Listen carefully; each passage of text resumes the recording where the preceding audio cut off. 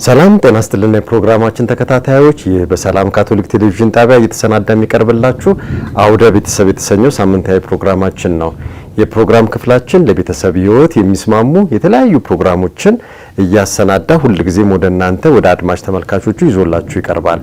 በዚህ ሳምንት ዝግጅታችንም ከአዲስ አበባ ወጣ ብለን ወደ ደቡብ ኢትዮጵያ ተጉዘን በሆሳና ሀገረ ስብከት በጃጁራ ወረዳ እንገኛለን። በፕሮግራማችን እንደምትደሰቱ ከወዲሁ እምነታችን ነው። ፕሮግራማችን ፍጻሜ አብራችሁ እንድትቆዩ እየጋበዝናችሁ ሁልጊዜም እንደምናደርገው ፕሮግራማችንን በቅዱስ ቤተሰብ ጸሎት እንጀምርና ተመልሰን እንገናኛለን። ጸሎት ወደ ቅዱስ ቤተሰብ። ኢየሱስ ማርያም ዮሴፍ በእናንተ የእውነተኛ ፍቅርን ውበትን እናሰላስላለን። ወደ እናንተ በእምነት ልብ እንመለሳለን። የናዝሬት ቅዱስ ቤተሰብ ሆይ የእኛ ቤተሰቦችም የአንድነትና የጸሎት ቦታዎች፣ እውነተኛ የወንጌል ትምህርት ቤቶችና የቤተሰብ አብያተ ክርስቲያናት እንዲሆኑ አድርጉልን። የናዝሬት ቅዱስ ቤተሰብ ሆይ ብዙ ቤተሰቦች ዳግመኛ ብጥብጥን፣ ጥላቻንና መለያየትን እንዳያዩ አድርጉልን። የተጎዱ ወይም ቅያሜ የደረሰባቸው ሁሉ መጽናናትንና ፈውስን ያግኙ። የናዝሬት ቅዱስ ቤተሰብ ሆይ የቤተሰብን ቅዱስነትና ክቡርነት እንዲሁም በእግዚአብሔር ዕቅድ ውስጥ ያለውን ውበት እንደገና እንድናጤን አድርጉ። ኢየሱስ ማርያም ዮሴፍ ጸሎታችንን ስሙ። አሜን። አድማጭ ተመልካቾቻችን የቅዱስ ቤተሰብ ጸሎትን አድርሰን ተመልሰናል። አሁን በቀጥታ ወስዳችሁ ወደ እንግዶቼ ይሆናል። በመጀመሪያ ቤታችሁ እንድንገኝ ፈቃደኛ ሆናችሁ ይህንን ፕሮግራም ለመታደም ዝግጁ ስለሆናችሁ በአድማጭ ተመልካቾች ስም እጅጉን አድርጌ ነው የማመሰግናችሁ። እግዚአብሔር ይስጥልኛም በጣም እናመሰግናለን። ቤት ድረስ መጥታችሁ ስለጎበኛችሁ ስለምታደርጉት እንቅስቃሴ ሁሉ መልካምነቱ የጎላ ስለሆነ ለሌሎችም ጥሩ ምሳሌ ሊሆን ስለሚችል ቢበረታታ የሚል ሀሳብ ነው ያለኝ። በጣም እናመሰግናለን። እግዚአብሔር ይስጥልን። እኛም ቤታችሁ ስለተገኘን በጣም ደስተኞች ነን። እንግዲህ ስለ ቤተሰብ ህይወት ነው ጨዋታ የምናደርገውና ቆይታ የምናደርገው አብረን። እንደው ፕሮግራማችንን ለመጀመር በመጀመሪያ እንደው ራሳችሁን ብታስተዋውቁ ስማችሁንና የትውልድ አካባቢያችሁን ከርሶ ልጀምር። አባቴ ሉዊጂ ሙጎሬ ይባላልው። ሉዊጂ የጣሊያን ስም እንደሆነ ታውቃላችሁ። የክርስትና ስሜ ነው። በወላጅ አባት እናት የወጣ ስም አበበ ነው። ግን በሴሚናሪ ቤት ከነሱ ጋር ስለቆየው ስሜ በነሱ ተቀይሮ ሉዊጂ ተብያለሁ። ዶክመንቴ በሉዊጂ ነው። ሉዊጂ ሙጎሬ ይባላልው። በማዕከላዊ ኢትዮጵያ ክልል በጃጁራ ከተማ አስተዳደር በጃጁራ ቀበሌ ውስጥ የምንገኝ የጃጁራ ምእመናን አባላት ነን። አመሰግናለሁ አቶ ሉዊጂ። እርሶስ ማን ልበል ስሞትን? እሺ አመሰግናለሁ። በቀለች ድኩሮ ይባላልኝ። የትውልድ ቦታ ዋገበታ ይባላል። ወደ ደጋ አካባቢ ነው። ከዚህ ትንሽ ራቅ ይላል። አንድ አይነት ራቅ ይላል። ኦኬ በጣም ጥሩ። እንግዲህ እንዴት ተዋወቃችሁ አቶ ሉዊጂ እና በመቼ ዓመተ ምህረት የዛሬ ስንት ዓመት ነው ትውውቁ? ጋብቻውስ እንዴት ተመሰረተ? ቢያጫውቱን። እሺ እኔ በመምህርነት ሙያ በአርሲ ክፍለ ሀገር ነበርኩኝ፣ አሰላ አካባቢ። ያኔ በደርግ ጊዜ ነው። ደርግ ያኔ ውጥረት በነበረበት ወቅት ላይ እኔ ብሔራዊ ውትድርና ዘምቼ ስለነበር ዳግም ምልስ ጥሪ እያለ ስላስቸገረን ለማግባት ተስፋ በቆረጥኩ ጊዜ ላይ አጋጣሚ ሆኖ ደርግ ወድቆ ኢህአዴግ ሲገባ እኛ ደግሞ ከዛ ባርነት ነፃ ወጥተን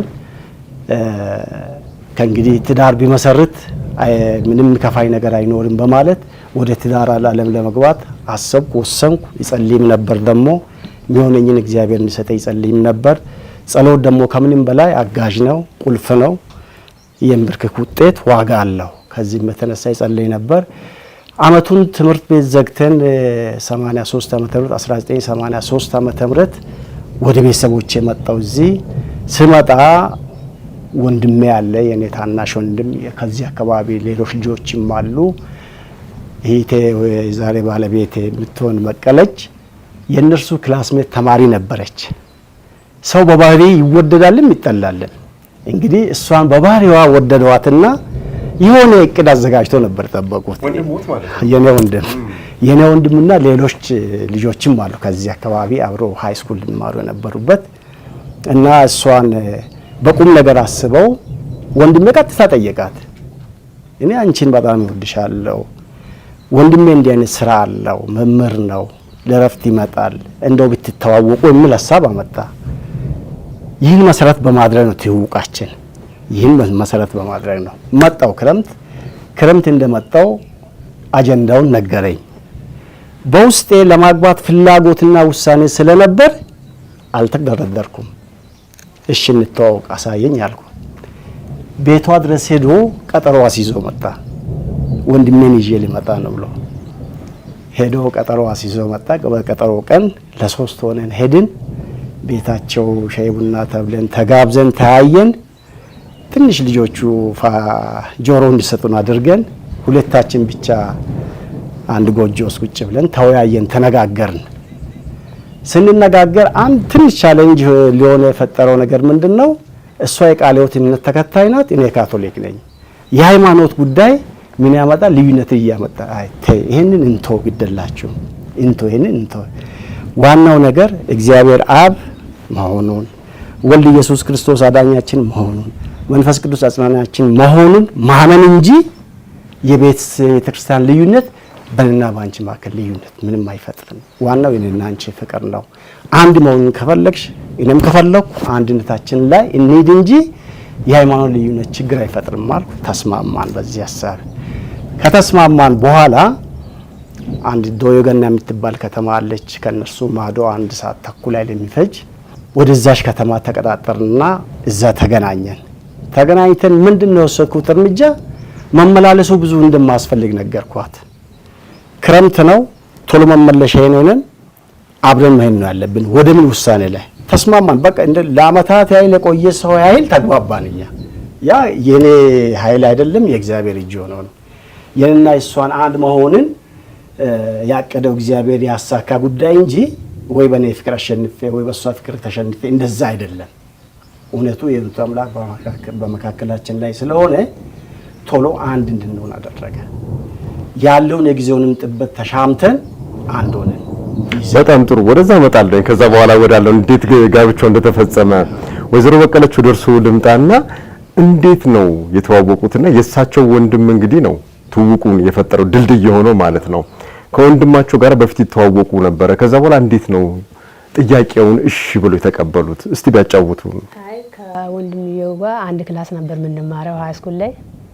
እኔ አላወኩም፣ ያው በክላስ አብረን እንማራለን። በኋላ ላይ ይሄ እንደ አይነት ጥያቄ ሲቀርብ እኔ ደግሞ ለወንድሜ አንተ ሲጠይቅ ሳይሆን ወንድምህን በአካል አይቼው ከወደድኩ ነው እንጂ ፍቅሩ እንጂ የሚያሸንፈኝ አንተ ጠይቀ አይደለም ብዬ እምቢ አልኩት። ከዛ ችግር የለም አሁን ስራ ላይ ስላለ ይመጣል፣ ስመጣ አገናኛቸዋለሁ አለ። ከዛ በኋላ እሱ ሳይመጣ በፊት ትምህርት ተዘጋ። እያጠያየቀ እስከ ሰፈር ድረስ ሄደ። ቦታውን ስለማያውቅ እያጠያየቀ ሄደው ሰፈራችን አየ። ከዛ እሱ ረፍት ሲመጣ ደግሞ ክረምት ላይ ያው ለ3 ሆኖ እስከ ቤታችን ድረስ ሄዱ።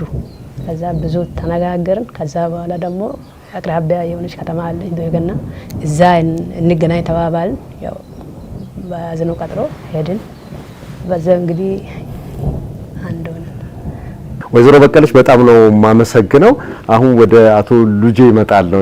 አቶ ሉጄ ታዲያ እንዴት ሆነ?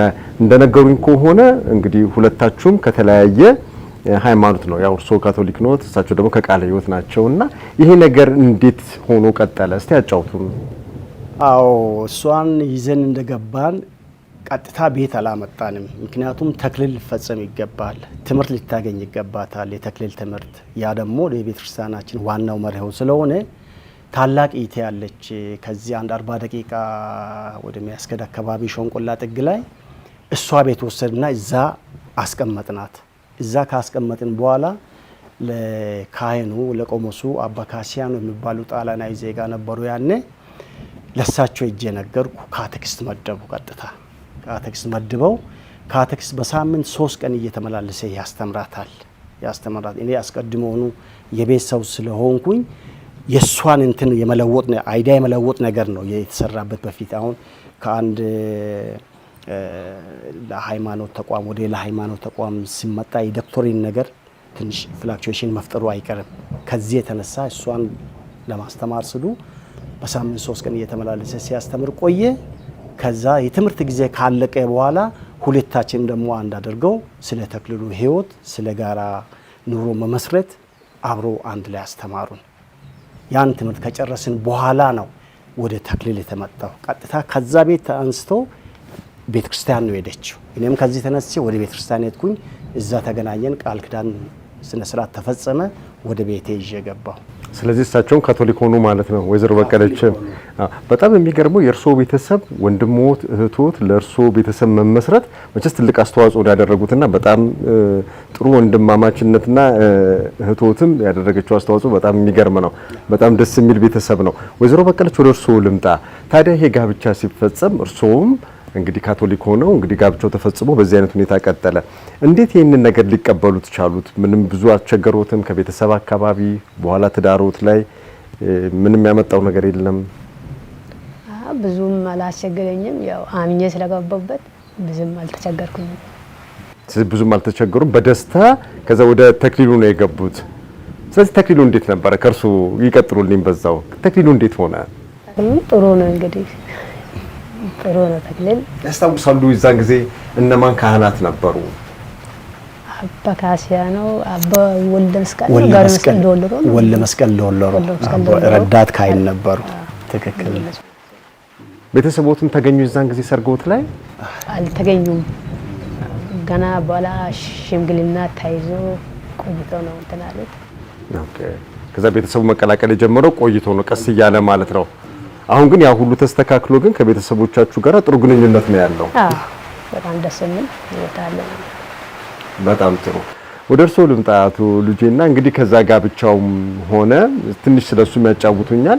ከዛ እንግዲህ ልጆች ይመጣሉ። የልጅ አስተዳደግ ነው እንግዲህ ትልቁ እንግዲህ የወላጅ ኃላፊነትና እስቲ ስለሱም ቢያጫውቱኝ። እና እሷ እኔ ጋር ከመጣች በኋላ ሰው ቤት ነው ቆየሁት ቅድም እንዳልኳችሁ። ከዛ በኋላ ሽምግልና ነው የተላከው። ሽምግልና ይላካል። ሁለት ሰው ሄድና ልጃችሁ በእጃችን አለች፣ አታስቡ፣ ምንም ችግር የለም፣ ያለውን ነገር እኛ እንጨርሳለን ይባላል። እንቀጣለንም ይባላል፣ ካሳ እንከፍላለንም ይባላል። የሚባሉ ባህላዊ ቋንቋዎች አሉ። ካሳም እንከፍላለን ይባላል። ከዛ ያን ሽምግልና አሰምተው ከተመለሱ በኋላ የጥሎሽ ጊዜ ነው የነበረው። የጥሎሽ ጊዜ አባቴ አብሮ ይሄዳል።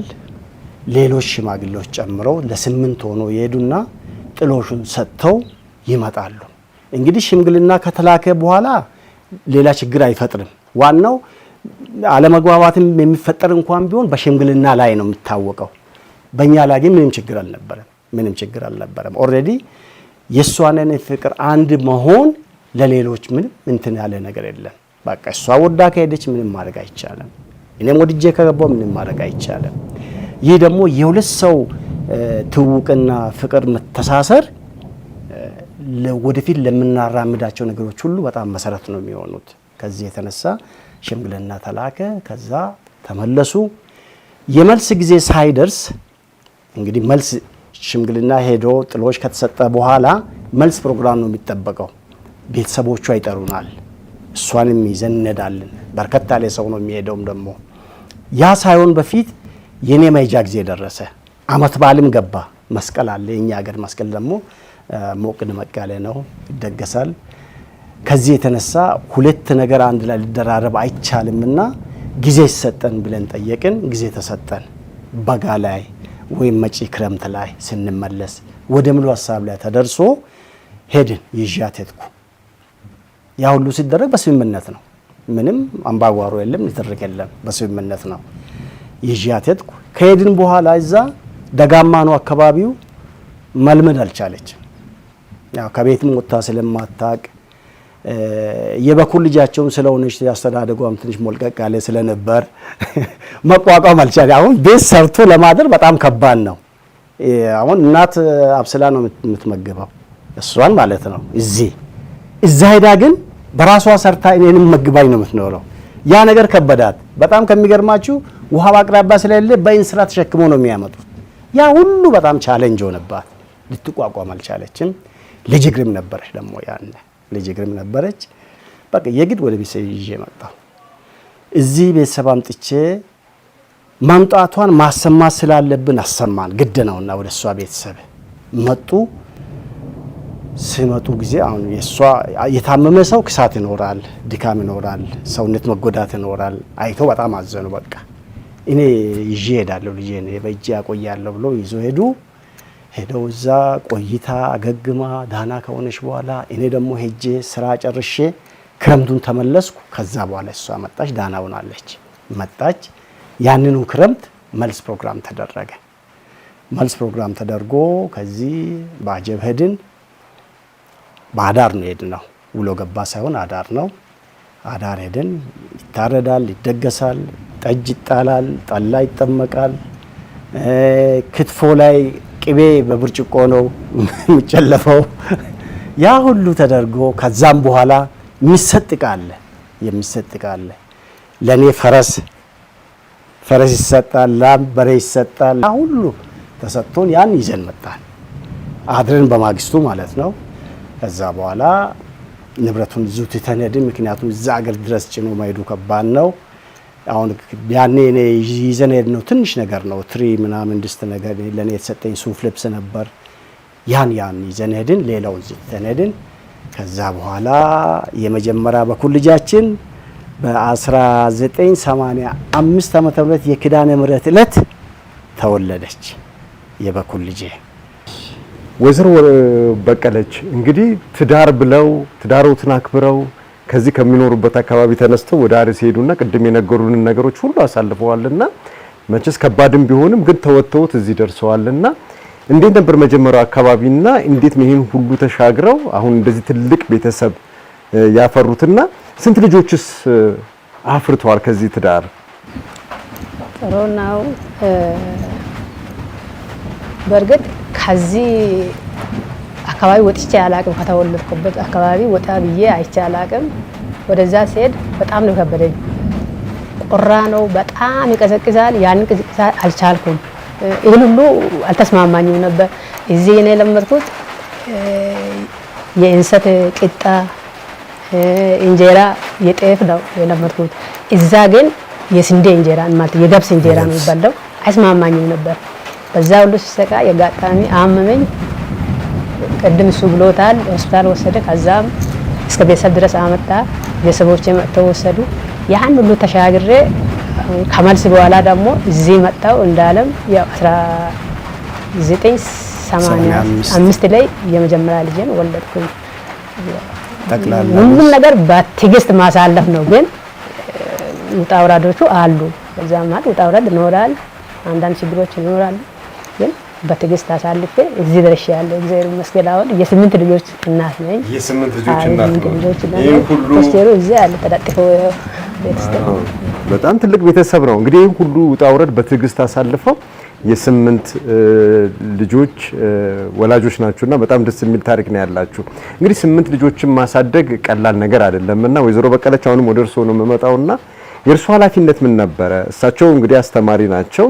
እርሶ እንዴት ልጆቹን በስነ ስርዓት አስተምሮ ለዚህ ያበቁ? ከባድ ነው። ሁለት ልጆች አርሲ ክፍለ ሀገር ሆኜ ነው የወለድኩት። የመጀመሪያ ሴት ልጄና አንድ ወንድ ልጅ አለ ዮናስ የሚባል። ከባድ ነው። ሰራተኛ አይገኝም። ህፃናት በጀርባዬ ተሸክሜ ነው።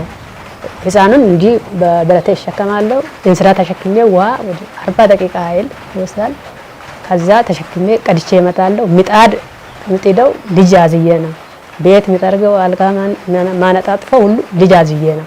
ከባድ ነው ህይወቱ።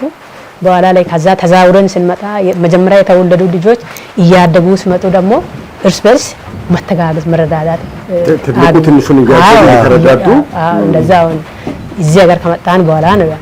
እዛ ሆኜ ግን በጣም ተቸግሬ ነበር። ምን ያህል ጊዜ ቆያችሁ አርሲ? እርሲ 5 ዓመት 5 ዓመት ያህል ቆይተን መጣን። 5 ዓመት እንግዲህ ከባዱን ጊዜ አሳልፈው ግን በኋላ ልጆቹን ማድረገው እርስ በርሳቸው እየተጋገዙም እንግዲህ ይህን ትልቅ ቤተሰብ መርተዋል ማለት ነው።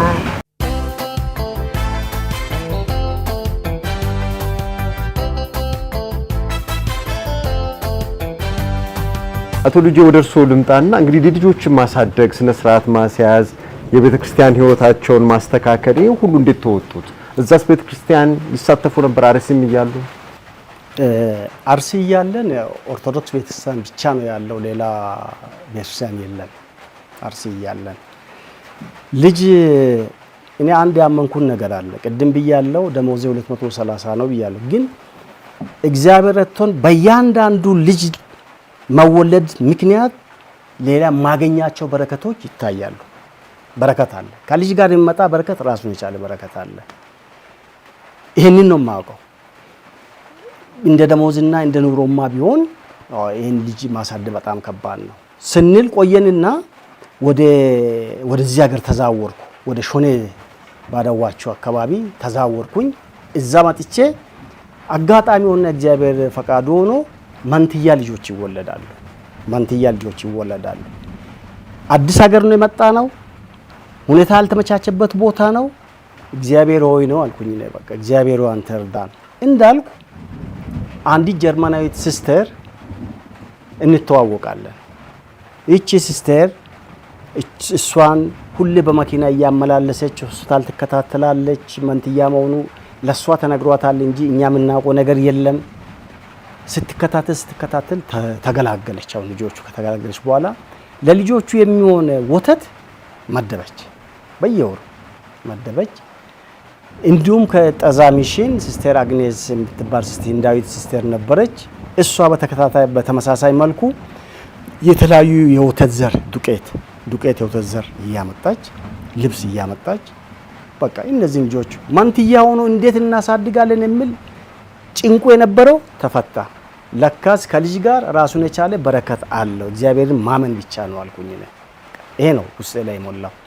ከዛ በኋላ አሉትማ እግዚአብሔር ይመስገን ደሞዛችንም እያደገ መጣ። እኛም ወደዚህ ወደ ቤተሰብ መጣን። ከመሬት የምናገኘውም አለ።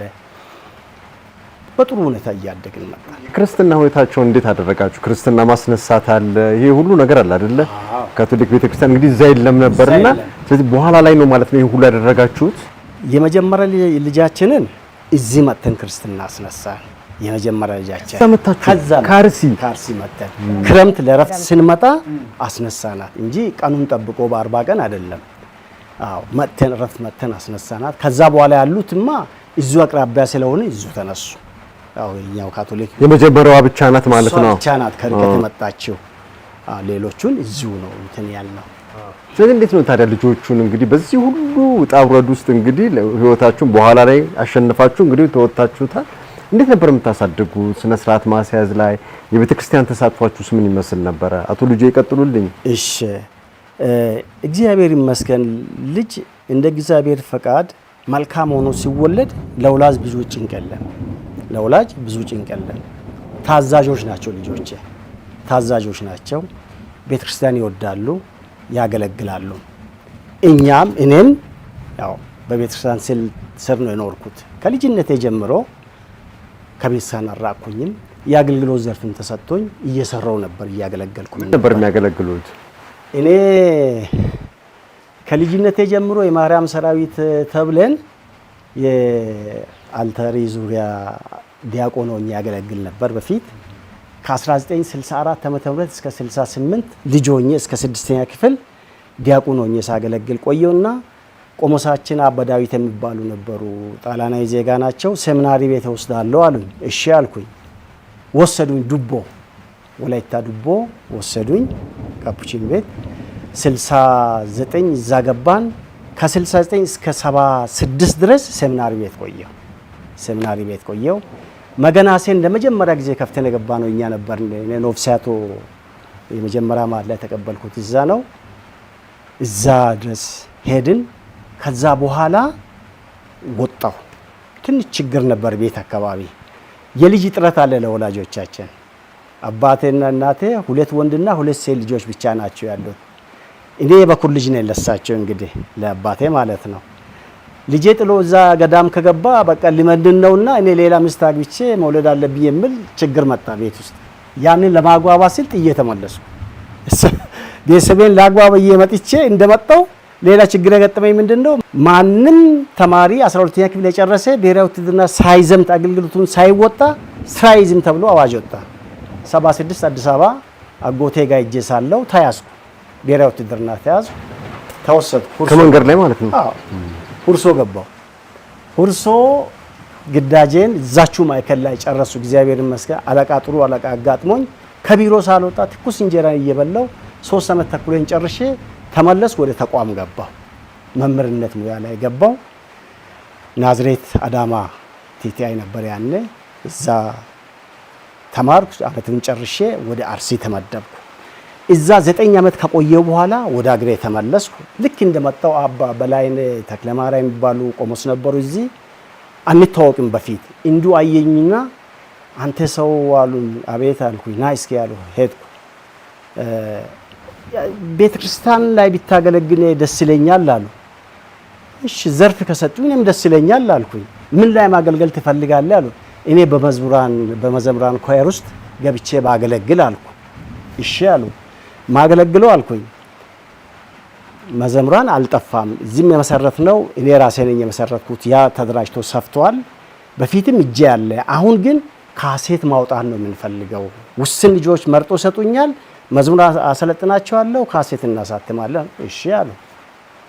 ካሴት ማሰልጠን ጀመርኩ። የመዝሙሮችን ማሰልጠን ጀመርኩ። በ1995 ዓመተ ምህረት ቁጥር 1 ካሴት አሳተምን አዲስ አበባ ሄደን።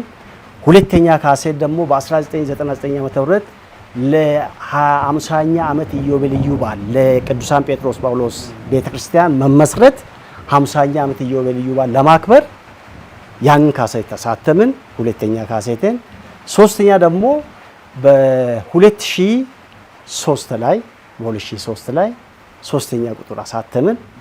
ያን ኃይል ከሰራው በኋላ አሁን ትንሽ ፋታ መስጠት አለብኝ አልኩኝ። ከዛ ምን አደረጉኝ? እኔን ደግሞ በተለያዩ ቁምስናዎች ላይ አሁን የኛ ተሞክሮ ወስደው ሌሎችም ካሴት ማሳተም የሚፈልጉ ልጆች በዛ ውድድር ውስጥ ሲገቡ እየዞርኩ መዝሙራቸውን አያለሁ። ኤዲት አደርጋለሁ። እንትን ያለበትም ደግሞ ኦፕሬሽን አድርገን እንሰራለን። ዳግም እንዲሰሩ አደርጋለሁ። እንደዛ ስል ቆይቼ ስቱዲዮ ድረስ ይዣቸው እጄ እነሱን አስቀርጻለሁ። እንደዛ ስል ቆየው። እንደገና ኮሄራትን አወዳድራለሁ። በየቁምስና እየሄድኩኝ ኮሄራትን እስከ 13 ኮሄር በአንድ ቁምስና ተወዳደረበታል። 9 ኮሄር በአንድ ቁምስና ተወዳደረበታል። ደረጃ እሰጣለሁ ለነዛ። እንደዛ እያረኩ ቆየው። ከዛም በኋላ ለ50ኛው ዓመት ኢዮቤልዩ በዓል መጽሔት አስፈላጊ ስለሆነ በዛ ውስጥ ተመረጥኩ። ከቆሙሴ ጋር ሆነን 5 ሆነን ኮሚቴ ተዋቀርንና ዳታ መልቀም ጀመርን። ከሽማግሌዎች ከእድሜ ባለጸጋ አባቶችና ከተለያዩ ታሪክ አዋቂዎች ጋር እየዞርን ካንሰበሰብን በኋላ መጽሔቱን በዋና አዘጋጅነት አዘጋጀው። ኮሚቴ ቢኖርም ያ ደግሞ ስራ ላይ ዋለ። ከዛም በኋላ በአማርኛን የጸሎት መጽሐፍ በሀዲሳ መተርጎም አስፈላጊ ስለሆነ በሀዲሳ እንተርጉም ተባባልና ቆሞሱ እኔና 1-2 ጓደኞች የሆነን ያንን ተረጎመን። ስንተረጉም በሱ ላይ ደግሞ ያለው ልዩነቱ ምንድነው? ለሕማማት ጊዜ የመስቀል መንገድ ለሕማማት ጊዜ ለ14ቱም የሕማማት ማረፊያዎች እነሱን የሚመስሉ ጥቅሶችን ከመጽሐፍ ውስጥ ወጥቶ እዛ ላይ ተተርጉሞ ገብቶ ለሕማማት የሚሆኑ መዝሙሮች ጭምር ገብቶበት መጽሔቱ እንደም እዚህ ጋር አለች። እቺን መጽሔት ስራ ላይ አውለናል። እቺም አንድ እንትን ናት። ከዛም በኋላ ለአዲሱ ቤተክርስቲያን ህንጻ ግንባታ አሁን ተመርቆ ስራ ላይ ያለው 2013 ዓ.ም ነው የተመረቀው። ያንን የሚሆን መጽሔት ደግሞ አዘጋጀን። ስናዘጋጅ አሁንም በዋና አዘጋጅነት ጻፍኩ። ያው ዳታ መሰብሰቡ የጋራ ቢሆንም በሁለት ሰው ቢርጃ አልፍም እና በአንድ ሰው ነው የሚሰራው። ምን ጊዜ እኔ ሰራው። በዛም አስተዋጽኦ ነበርክቻለሁኝ። ይህን ይመስል ነበር። ልጄ በጣም ትልቅ ተሳትፎ ነው ያደረጉት ቤተክርስቲያኑት ውስጥ። ይህንን እንግዲህ መጽሐፍ አሳትሟል። የጸሎት መጽሐፍን 3 መዝሙር ቁጥር 1 ቁጥር 2 ቁጥር 3 ብሎ ደግሞ 3 መዝሙሮችንም እንደዚሁ ካሴቶች አዘጋጅተዋል። መጨረሻ ላይ መቼስ መዝሙር እንደሚያቀርቡልኝ እርግጠኛ ነኝ። ይሄ ሁሉ ካሴት ካወጡ በኋላ መርጠው እንግዲህ አንድ በኋላ ላይ ያሰሙናል። ወይዘሮ በቀለች ወደ እርስዎ ነው የምመጣው። ወይዘሮ በቀለች ቤት ውስጥ ያለው የመንፈሳዊ ህይወት ምን ይመስላል? የጸሎት ፕሮግራማችሁ ምን ይመስላል? ከልጆችዎት ጋራ የሚያሳልፉት ጊዜ በተለይ መንፈሳዊ ህይወቱ ምን እንደሚመስል እስቲ ቢነግሩን። እሺ መንፈሳዊ ህይወት ጥሩ ነው። ጸሎት ፕሮግራም ያው ማታ ጠዋት እና እህል ሲቀርብ ያው በቀን 3 ጊዜ እናደርጋለን ማለት ነው። ማታ ጠዋትና ምግብ ሲቀርብ እህል ለምባ ሲቀርብ እንጸልያለን በቀን 3 ጊዜ ማለት ነው። የልጆቹ ሁኔታ ልጆች ሌላ እንደ ዘመኑ ልጆች አይሆኑም። በስነ ስርዓት እኛም ሳንመክር የተመከሩ ናቸው። እግዚአብሔር መክሮ ሰጣቸው ናቸው። ጥሩ ባይርያ ያላቸው ቸርች ከርስት ያገለግላሉ፣ ቸርች ይገባሉ። ምንም ችግር የለም። ከ8 ልጆች ስንቶቹ ቤተክርስቲያን አገልግለዋል? በተለይ መዘምራን ሆነው ሁሉም ያገለግላሉ። 8ቱም አገልግለዋል። 8ቱም አገልግለዋል። 8ቱም አገልግለዋል። እርስዎ ቤተክርስቲያን ውስጥ ተሳትፎ አሉት? ምዕመናን ምክር ቤት ወይ እናቶች ማህበር ውስጥ የለውም። ልጆቹን ግን በደንብ አድርገው ቤተክርስቲያን እንዲሄዱ ያደርጋሉ። ልጆች ሄደው ያገለግላሉ። በጣም ጥሩ። አቶ ልጄስ እንዴት ነው የልጆችን የማሳደግ ሁኔታ፣ ልጆችን ግብረገብ እንዲይዙ የማድረግ ሁኔታ፣ የቤተክርስቲያናቸውን ተሳትፎ እንዴት ነው የተወጡት? እኔ እንግዲህ ከልጆች ጋር አዋቂውኝ አብሮ አንድ ኮየር ቆሞ መዘመር ለልጆቼም ጥሩ ምሳሌ ነው። ከዚህም የተነሳ ልጆቼ ሁሉም በየኮየራቱ ያሉ ናቸው። ዛሬ ዱባ ያለ ልጅ ሲኤልሲ ማህበርን አቋቁመው አንድ ኮየር ሆነው የዊክሪ ኮየር ሆነው ሲያገለግሉ ከነበረበት ነው ወደ ዱባ ሄደው። ለአፍሪካ የሄደችውም ሁለቱም የኮየራት አባላቶች ነበሩ። ታላቅ የበኩር ልጄም ዘማሪ ናት፣ ስትመራም የቆየች ናት። አሁን ከታች ያሉትም ልጆች ሁሉም በቃ በየደረጃ ሁሉም ይሄ ያው ትምህርት ሴሚናሪ ቤት ያለውም ልጅ እንደውም እሱ እዚህ መጽሐፍ ቅዱስ አስተማሪ ነበር፣ ወጣቶችን ያስተምር ነበር። ያ በጣም አስተምር ነበር። እየተጠራ በተለያዩ ቁምስናዎች ሄዶ ወጣቶችን ያስተምር ነበር። በረከት ሉዊዝ ይባላል። ዩኒቨርሲቲ ትምህርቱን ጨርሶ ዲግሪውን ጨርሶ ስራ ከያዘበት ትቶ ነው የሄደው።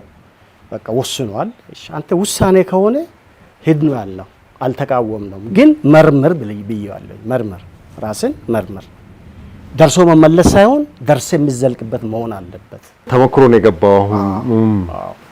በፊት በዲፕሎማ ፕሮግራም ጨርሶ ዳግም ዲግሪ ፕሮግራሙን ጨረሰ። ያኔ ሁሉ በስራ ላይ ነበር። አፕግሬድም አድርጓል። ስራም ላይም ያን ደሞዙን ትቶ ይሄዳሉ አለ። ሄዷል። ያሉትም እንደዛ ናቸው።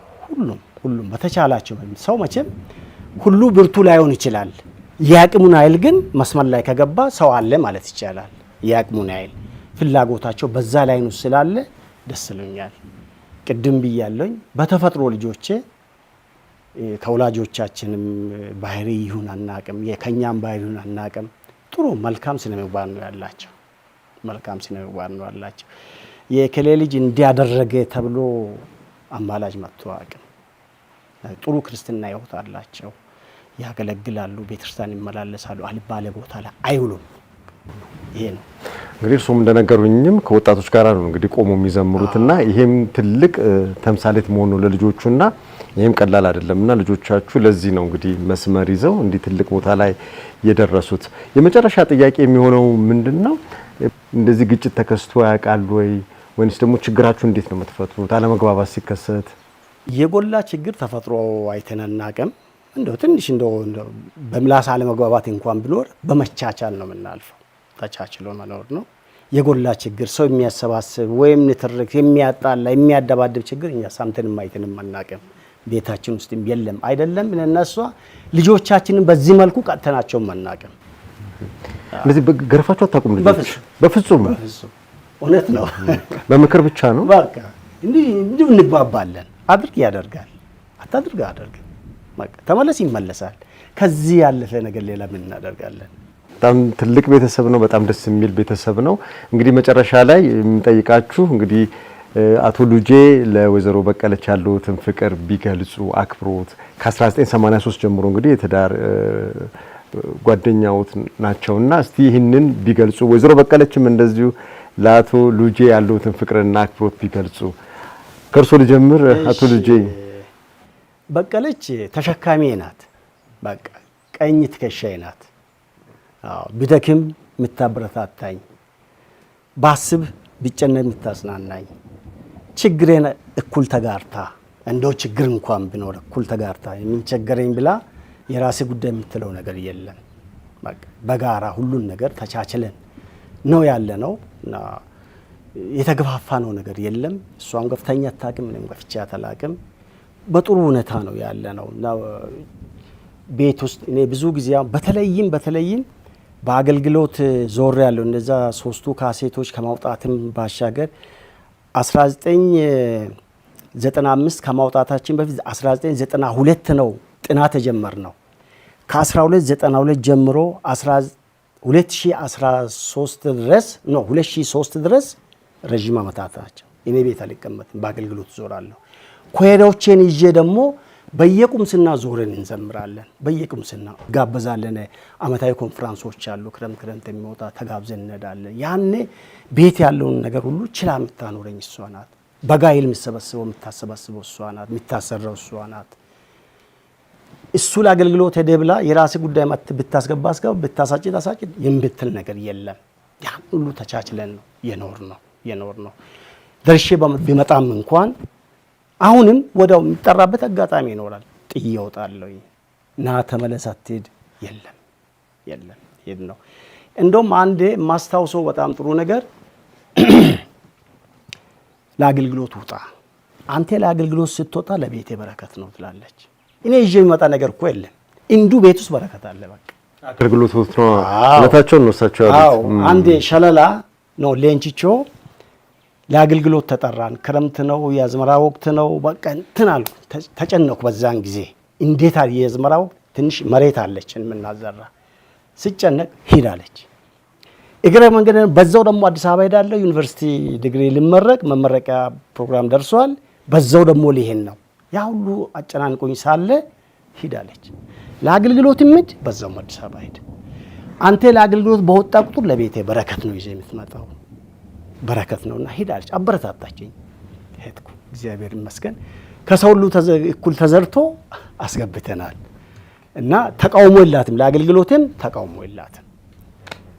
ስለዚህ ትልቅ እናት ናቸው፣ ትልቅ የትዳር ባልደረባ ናቸው። አዎ በጣም ጥሩ። ወይዘሮ በቀለችስ ባለቤቶትን እንዴት ይገልጻሉ? ያለውትን ፍቅርና አክብሮት ለሳቸውም ቢነግሩን። እሺ ልጄ ማለት ወንድሜም ነው፣ ባለቤቴም ነው፣ አባቴም እንደ አባትም ነው ማየው። በጣም ይወደዋለሁ። የልጆቼ አባት ኑርልኝ፣ እድሜና ጤና እግዚአብሔር መስፋት ይስጠኝ። አሜን። ለሁለታችን ሳንነጣጥ ትልቅ ቤተሰብ ነው፣ ደስ የሚል ቤተሰብ ነው። የልጅ ልጆችም አይታችኋል ይመስለኛል። ስንት የልጅ ልጆች? 4 የልጅ ልጆች አይተናል። ከበኩር ልጃችን 3 ልጆች አግኝተናል። የሷ 3ኛ ታናሽ ደቡብ አፍሪካ ሄዳ ገብታለች። እሷም እዛ አንድ ወልዳለች፣ 1 አመት ሆኗታል። እሷም ከተወለደች 4 የልጅ ልጆች አይተናል። እንግዲህ አያት ተብለናል። እግዚአብሔር ይመስገን። ይሄ አንድ ትልቅ ፍሬ ነው ለኛ። በጣም ደስ የሚል ነው። እንግዲህ መጨረሻ ላይ ቅድም የጠየኳችሁ ጥያቄ ነበረ። ያው አሁን ትልልቆች ሆናችኋል፣ መዘመር ሊከብድ ይችላል፣ ድምጽም ችግር ሊኖር ይችላል። ግን እስቲ አብራችሁ አንድ መዝሙር አንዲት አዝማችሁ ብቻ ጠቅሳችሁልን ፕሮግራማችን በዚሁ እናጠቃለን። እሺ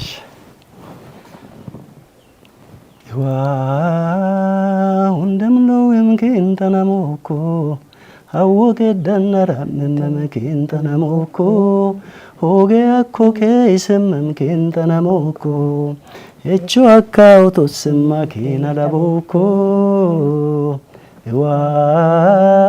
ወንደምለው የምከን ተናሞኮ አወቀ ደነራ መመከን ተናሞኮ ሆጌ አኮኬ ይሰመምከን ተናሞኮ እቹ አካውቶ ስማከን አላቦኮ። መቼስ እጅጉን አድርገን ነው የምናመሰግነው። በጣም መልካም የነበረ ቆይታ ነበረን። አድማጭ ተመልካቾቻችን ከአቶ ሉጄና ከወይዘሮ በቀለች ጋር የነበረን ቆይታ ይህን ይመስል ነበረ። በሚቀጥለው ሳምንት ደግሞ በሌላ ፕሮግራም እስከምንገናኝ ድረስ መልካም ሳምንት ይሆንላችሁ።